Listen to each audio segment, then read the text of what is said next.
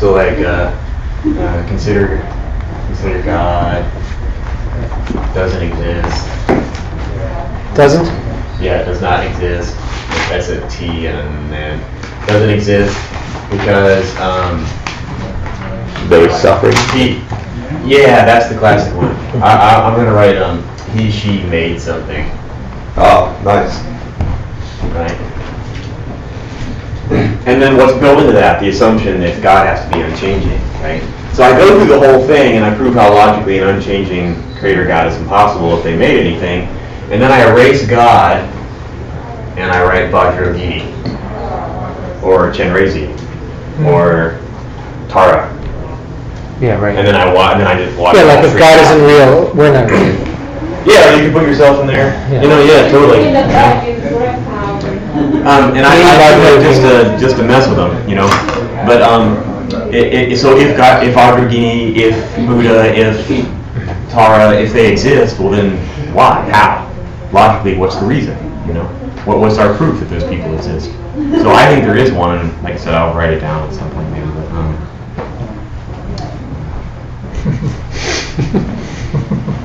You did that at a monastery? I did it at a Phoenix talk. When I guess you Michael's Phoenix. On things. I taught a logic class and they were like, yeah, that God doesn't exist. And then I just erased God from Vajragini and then they got all mad at me. It was great. Every once in a while you're allowed to be naughty if you're a debater. We're going to talk about that in the next class. The second one. All debaters have a certain amount of naughtiness in them. All good ones. They try to push the button. Yeah, you have to. You know? Yeah. Make people think. That's the whole purpose of the whole thing, you know. Yeah. Uncover assumptions and make people think about stuff they never thought about before. For me, that's the whole purpose of everything. Of logic. Do you like Carlos Hyde? Did you draft him? The football player? Yeah. I do, yeah. I hope he does really well. Why? Why do you ask? Just researching players that could be drafted by Jets. Yeah, I don't know. We'll see. You know, he might be a step slow. You know, for the NFL. That's going to be the knock on him. You know, but he you know, they said that about Eddie George too. Yeah, exactly. I think he's that type of guy. Eddie George was Pro Bowl and you know 10 years and so. I mean, I saw him one time get caught from behind, and I was like, "Damn, you know, he's probably not going to make it." Yeah. And then last year, he was just on fire. They banned him. They well, not banned him, but first 3 games, right? Yeah, they made him. What do you call that? Suspended. Suspended him. Thank you. They suspended him for the first 3 games of the season, and he played angry. The rest of the year, he was pissed. Yeah. And he was trucking people, and I never saw anybody catch him. Running backs don't really get picked in the first round anymore. So. Yeah. They're such hit or miss. You know, you never know. And they're so displaceable. And they're not very long lived. Yeah. You know, like God forbid, if he does go high and is successful, like that size running back usually lasts 3 or 4 years. You know, Jerome Bettis is like the only counterexample. Yeah. You know, they usually last 3 or 4 years and then their knee goes, they get hurt, they get the wrist broken or something. Yeah. Generally, they're fast guys who turn into that if they're able to. Yeah. And Shazier? Shazier, what do you think of him? I think he's going to be great. I think they're missing the boat on him. Yeah? Yeah, no, he's awesome. And his numbers don't always reflect, I think, as good as he is because our defense was not good last year. Yeah. So he was trying to cover some other positions. And he was caught out of position sometimes because he's trying to cover for the guy next to him. Yeah. You know, but he's fast, and when you blitz him, he does a good job. And you saw them play Buffalo the first game? Ohio Did State I watch Buffalo? the game? Yeah. I don't generally watch the games. Because he was Sparky. It's too dramatic for me. Because it was one of the very Really? I watch them afterwards. You get the result first and then watch it? Yeah. It's good. I watch YouTube clips, and if I'm really interested in the game for some particular reason, last year pretty much somebody probably quasi-legally put up every game on YouTube a week or so after the game, so I would watch them. A lot of times, for me, the whole thing is a problem-solving exercise. I figure out how to make. I can't not watch football because I went to Ohio State, so it really is like a quasi-religion there. And I've tried to not watch football, and it doesn't work. So what Tantra says is when you get a problem like that, instead of denying it because you can't, you figure out how to use it to some purpose.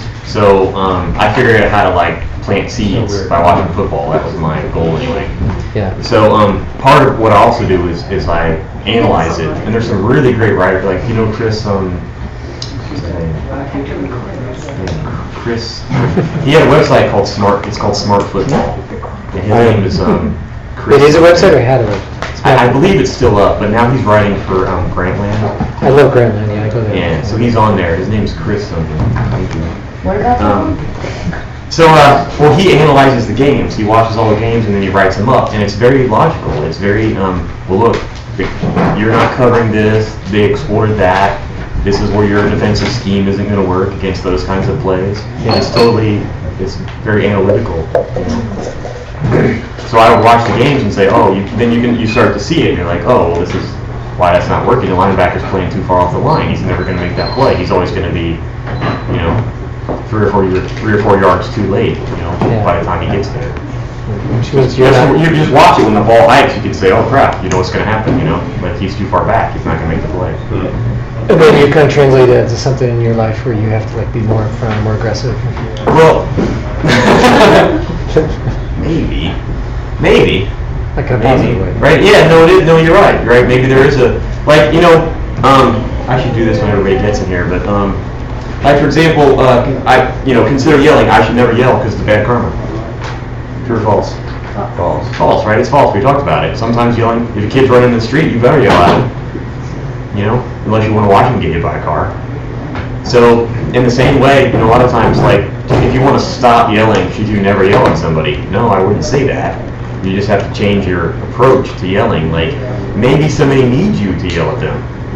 You know, maybe you have an employee that doesn't listen if you don't yell at them. So maybe sometimes you do have to yell at them to get their attention. But your motivation better be because you're trying to help them and not because you're frustrated.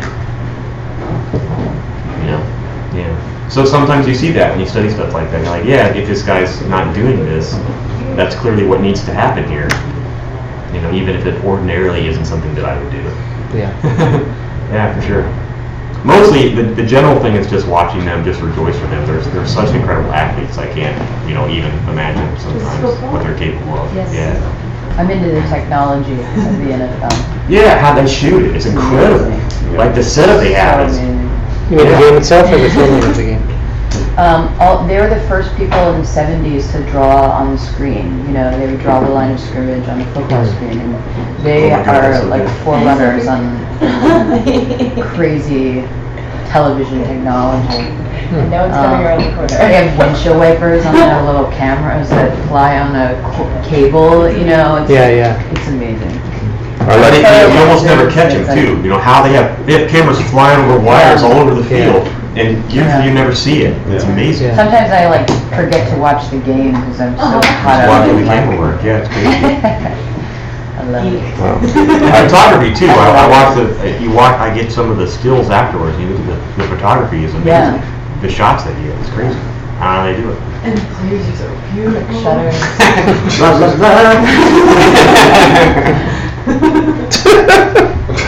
I like fluffy kittens. No little puppies. Actually, are we on the camera somewhere and that they come out and wipe the camera off? I think they. And rejoicing the other team does something good. Obviously they practice. You know, they scored. Damn it! No, good for them. You know, that was a great play. Have you ever? They did it right. They did a good job. Yeah, like you can't root against Michigan just for the sake of rooting against them. Oh man, yeah, you wouldn't go there. It's tough. It's tough. It's hard. And when that big fat coach, did I say that? Does something stupid, you want to laugh, you know? No, I feel bad for him, you know. He's a pretty good coach, actually. But you can root against them if it's against Ohio State's interest, too. Well, not really. You know, I mean, I just have to try to hope it's a good game, you know. And they have been more since they got rid of Rodriguez.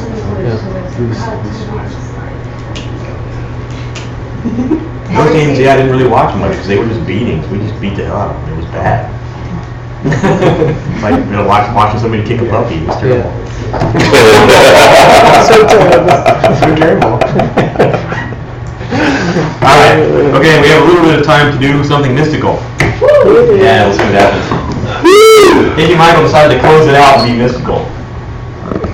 So the last class from the ACI logic course is we're going to discuss time. Yeah, what does that mean? What are we talking about when we talk about time?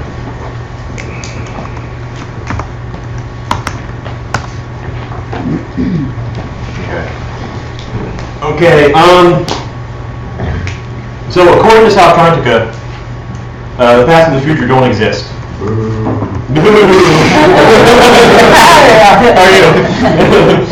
Yeah, doesn't really make a lot of sense. Not useful so much to think that way. But they're a functional school, right? Do I have the 4 schools still up, or did I erase it? Right? Dang it. You had it. I had it right there, and I erased it to put the 4 flowers. That's okay. The first 3 are functionalists, and the middle is not. Yeah, cool. That's it. So South Antarctica is a functionalist school, so they think if something works, then it has to be real. So from their perspective, does the past work?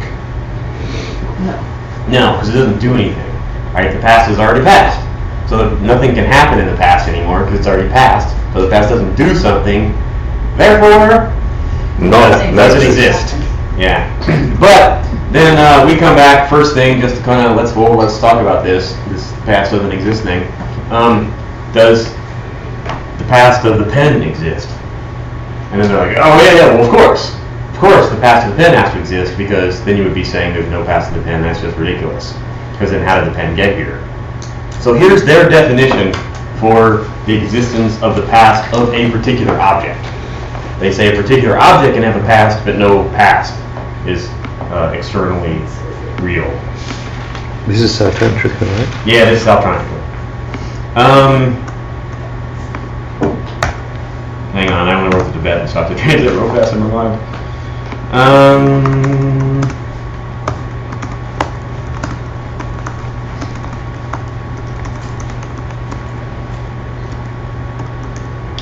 might need to look that up. Oh no, okay, here we go. Okay, it has 2 parts. Yeah, so it has to be in reference to something, so we're going to use pot, but we use pen, it doesn't matter. The first part is, it's already begun by the time of the pot. Wait, what is this? The definition? The definition of the past of a particular object. So if I use pen, what is the past of the pen? It's that thing that had already begun by the present moment of the pen. And then it's that thing that is stopped by the time of the pen. So it already began and stopped by the time of the present moment of the pen. That's how they define the past. So it started so basically it started and stopped before the present moment. It's already stopped by what? It started before and it's already stopped by the time of the present moment of the pen. That's their definition for the past. So therefore it doesn't exist? The past doesn't exist? Well, the past of the object has to exist, because otherwise then where would it have come from, right? You can't deny the past of an object. That's where they're stuck.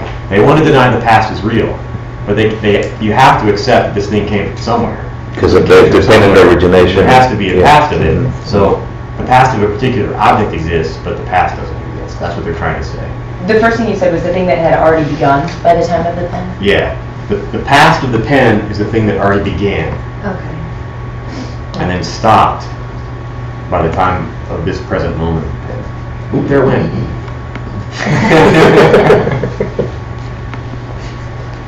Okay, so now I'm asking you a bunch of really confusing questions. And it's just fun and enjoy it. It doesn't make any sense because it's from lower school and they're crazy. That's the caveat. Okay, so the future, so I'm going to ask you, so there's 3 possibilities of the list of stuff I'm going to give you. One possibility is I'm talking about the cause of the thing. Wait, there's 3 possibilities of what? I'm going to give you a bunch of examples and you're going to give me one of these 3. Right, so number one is it could be I'm talking about a cause. Number two is it could be I'm talking about a result. Or number three is I could be talking about a changing thing. So what's the definition of changing thing? Moment to moment. Yeah. Moment to moment.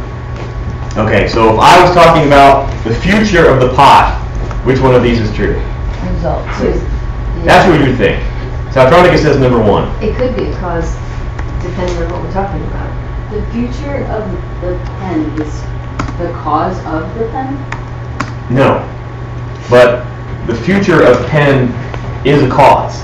It must cause something else. It could be a cause for something It will be the else. cause for something else. So they would say the future of the pen is actually a cause.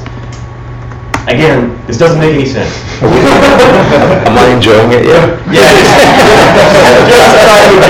it doesn't make any sense. It's just how a wrong lower school thinks the world works. But as a mental exercise, again, I guess you took the wrench and would say, put your Saltronica hat on and try to get where these people are coming from. So it's just a mental exercise to see if you can see a screwed up way of looking at the world. But eventually you will enjoy it. Like, mind-only school is fun, because they're crazy. Like, the way they think stuff works is just totally nuts. And once you can put yourself in a mind-only school, then it is kind of fun, because then you can, like, there's a Geshe at Sarah that's famous for debating from a mind-only point of view, and everybody hates him, because he's really good at it, and he just confuses the hell out of everyone. So, I look forward to it. So, future pot is a cause because it'll cause something else. And they would say the future of pot is a present thing. Whoa. Yeah, I don't know. Think about it. Past of pot, what do you think that would be? Clay. Yep, they're going to say cause again. Because the past of pot would be the cause of the present moment of pot. Yeah. Okay. I don't know, you guys are going to have to help me with this one. Future by the time of a pot. Future. Which one would that be? Change. Yeah, changing. They're going to say result. Oh. Yeah. Future by the time. Future by the time of a pot is result. So that's Because the- now we're talking about... Present of the Yeah, now future we're- pot. Yeah, I think we're talking about the pot or the pen itself. So that's in the future, and that's the result. Oh. Okay. Working thing. Changing. Yeah. Yay. All right. In the process of ending. Changing. Well, Yeah, good. Yep. This you're going to say changing too, because again, that's close to the definition of changing thing. And again, this thing is totally ridiculous because these are all synonyms. So, past for a pot. Result. Cause and a result. Yeah, result. They're going to say result. Wait, say that again? The past for a particular pot. They're going to say as a result. Wouldn't that also be a cause? I would say yes. Well, that was the second thing you Saltronica would said. say no.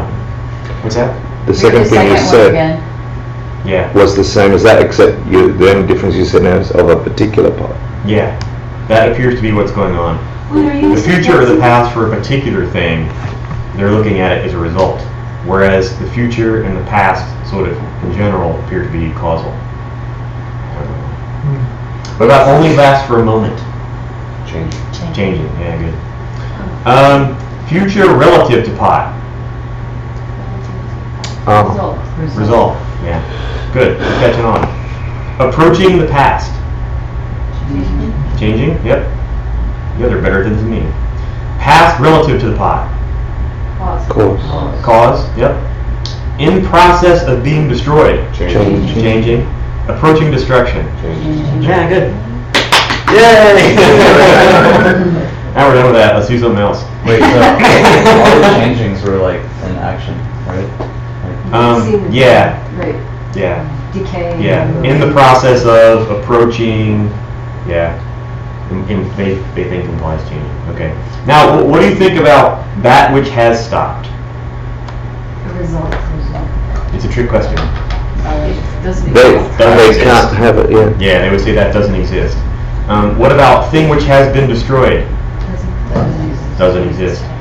Thing which is about to begin. Doesn't Doesn't exist. exist. Doesn't exist. Thing which is in the act of beginning. She's changing thing?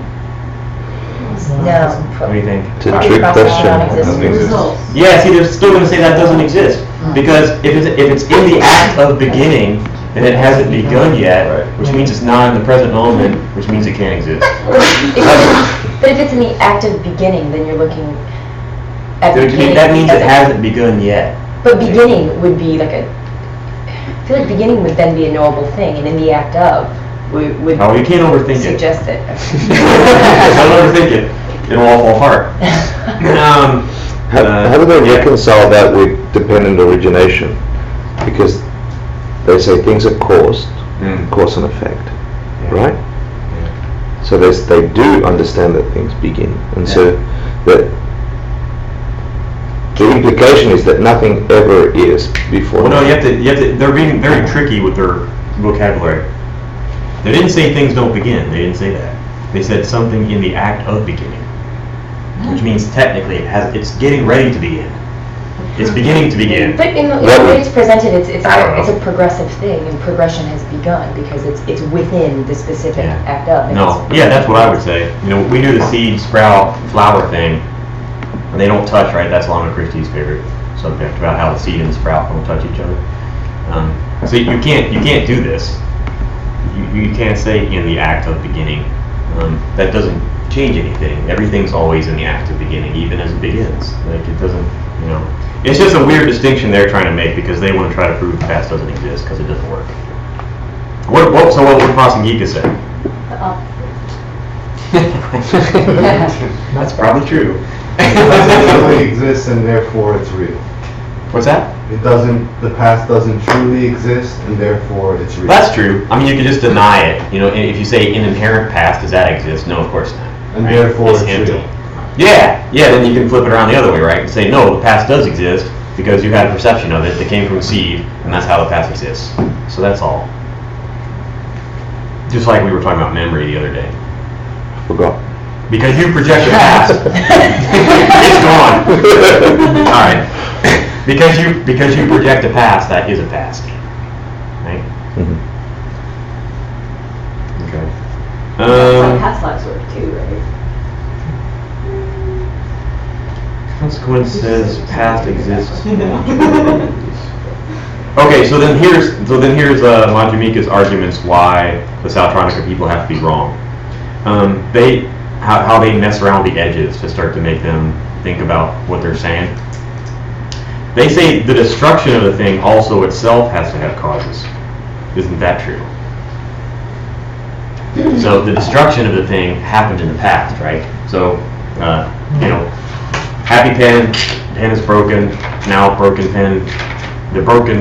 The action of breaking the pen has now happened in the past. And they would say that doesn't exist because it's in the past. And we would say, well, then what are the causes for the destruction of the pen? The destruction of the pen must have cause, right? Yes. Okay, well then it's functioning, it is working. So there are things in the past that are working because they function to make something happen. Now that, I think, if you think about it, I think maybe it's not actually true. But that's because we're arguing at them from their level, which is why it's important to learn how to put on the hat and think crazy.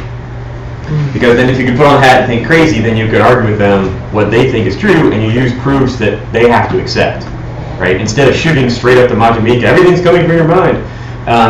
Most people aren't ready to go there, so you start with where somebody is, and you just kind of poke around the corners. And then you make them realize that maybe they didn't exactly totally understand something. And then you slide in, everything's coming from And so Tantrika is emptiness level 5. Saltrantica is into level 2. You're not in What are we control. in right now? What?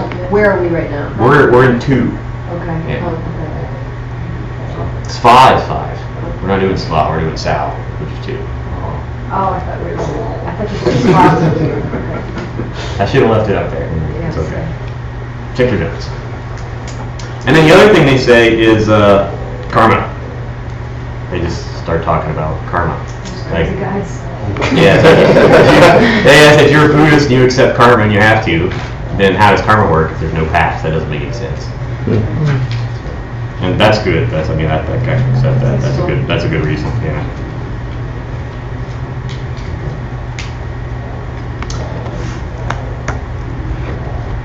Okay, yeah, so then just to cover, like I said, so where do seeds stay, right? So we said, because Abhidharma leads towards physical things are real, right? So they say the seeds stay in your 5 heaps, right? Then Mainoli leans towards, they think the mental is real, so where do they think the 5 heaps stay? Or the seeds stay? Yeah, your Kunchina Prashetta, right, in your mind, right? Well, storehouse consciousness, is that the same thing as mind? It's a mental function, yeah. It's an extra mental function that makes. Yeah. Cool. Wait, is that a 52nd mental function, or is that one of the 51?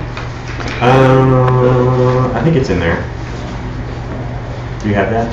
I can look it up. I'm pretty sure it's in there. My list crashed. There was too many lists. Okay. All right. So we'll do one more thing, and then we'll take our break. Kunchi we're looking for, right? Yeah. Is it in the 51 hours? It's got the storehouse consciousness, or That's it. Is it Anana Vishnyana or something like that? Yeah. Yeah. That's the Sanskrit. See the rush over there? Yeah.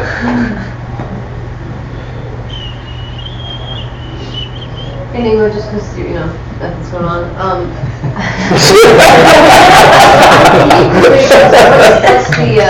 What is the difference between Meishipe Tegle and Kunchina Prashetta? Well, one's Tantra and one's not. Well, basically. is one right and one wrong? You tell me. I would say they seem to be similar, yet one is higher than. If where you go? Here he is, down here. Yeah. Can everybody see him? This is Happy Nyingpo because the book came out, looking at a pen. And all of that comes from the same seed, right? So this is Mahamudra flavor 3 or 4, right? Single seed produces the pen, it produces the subject, produces the object, produces the perception. It all has to be coming from the same seed. Why? Because it has to be happening at the same time. I mean, that's the easy answer. True or false? Mahamudra level 3. True. Mahamudra level flavor 3 is true? Why not? Because then 6 would be false. No. No? Well, I made it true. I made it my karma. Hamlet said, nothing is true, but thinking makes it so. Right, so of the 5 Mahamudra flavors, which one is correct? All of them. Yes. No. Really? 6. Come on, people, play with me. Who's looking? Who's reading? Which is the most correct? The most. Yes. Most correct. Oh, I see. No, 6 is correct. 6 is correct. If you're talking about descriptions of emptiness, see, what's the correct description of emptiness? Only number 6 is correct. The other 5 are skillful, right? You're going to need them. Somebody's going to freak out. You drop down to 3 or 5, right? Does that mean 1 through 5 are not useful? No, I didn't say that. And actually, 1 through 5 are all true. They are all true. They're just not descriptions of emptiness. What's Mahamudra flavor number 1? Things change. Things change. Is that true? Yeah. I mean, for changing things, it sure is. Let's do it. Does it help you in your life to know that? Yes. Yes. Yes. When my laptop craps out on me, I shouldn't get pissed off about it. I mean, it's the nature of the thing that eventually it will crap out on me, right? If I understand that, that helps me deal with that mental affliction when it comes, right? So it's totally useful. What's that? Except for that one time. Except for the one time, yeah. We don't want to talk about that. So these are it's all correct information.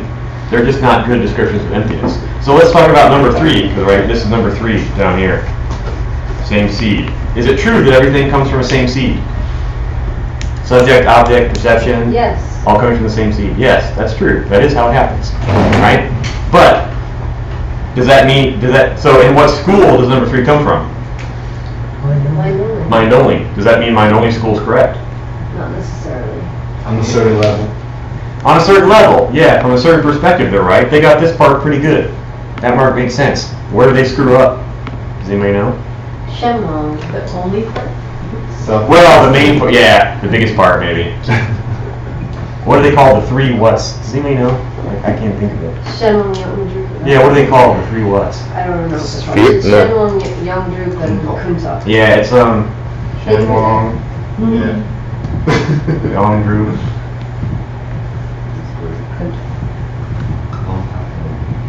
and Kunta, like really Kunta. Does anybody know what those are? There are three ways that Minoli thinks that reality exists. Yeah, so the real pen is the Shenwang. That's the real pen. That's hiding behind the pen. Yeah, but you never see the real pen, right? I see Kunta. What are you looking at? You're looking Kuntak. at the Kuntak, which is your conceptualization of the pen, right? Your idea of what pen is. So yeah. Anyway, there we go. Happy Nyingpo is book came out. Yeah. With the hair in there. Look at his book. All right. So Nyingpo doesn't see his book. Nyingpo sees mental image of book.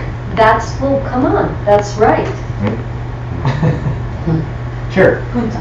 And you're just laying, it's called the Kuntak, and you're just laying the Kuntak on the Shenwang. The Shenwang is the real thing. It's really there. The real thing, the raw data, it's really there.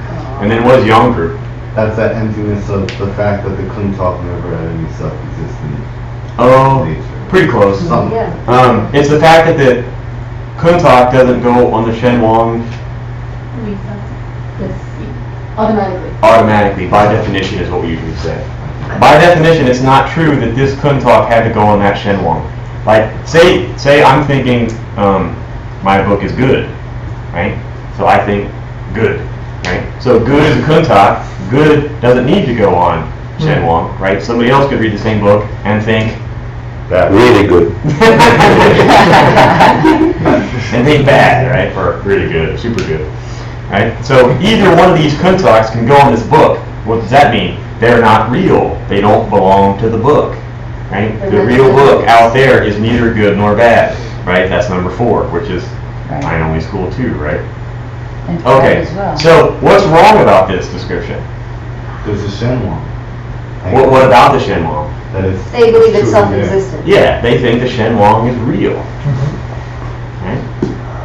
If it wasn't for that, and this comes from a sutra, right? It's called the Sutra of My True Intent, ironically enough. Right? The Buddha spoke a sutra. It's called the Sutra of My True Intent. That's where my only school gets this description from. Sutra of My True Intent, right? Which is not his true intent. This is not correct, right? But because it's a sutra, because it's a sutra from the Buddha, then Prasangika has to explain how it works, right? So what does Prasangika do to this to fix it?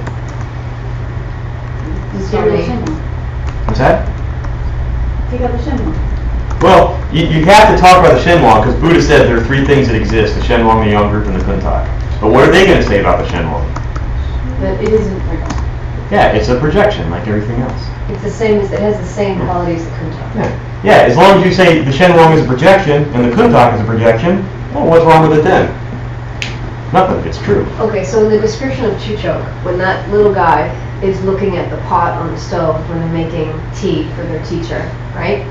We could say that the Kuntak is the pot and the Shenwang is the raw data that you're laying the image of the pot onto, and the only thing that's different in those 2 scenarios, I mean, the basic structure is exactly the same in this description, except the highest school would say that the raw data or the Shenwang is also coming from your mind. But in Chicho, when you're looking at the pot, it's pretty much the same layout that the Shenwang is there. It's just the quality of the Shenwang is. But is the Shenwang raw data? That's what I'm trying to get. The Shenwang is a pot. Describe what you're. Take away the mental image that you're laying on and tell me what's there when you put the pot out, because you can't say. Yeah, what happens in Chuchok is your what you see is that you realize you never saw a pot. You're only looking at pot. So there's a little pot in the back of your mind.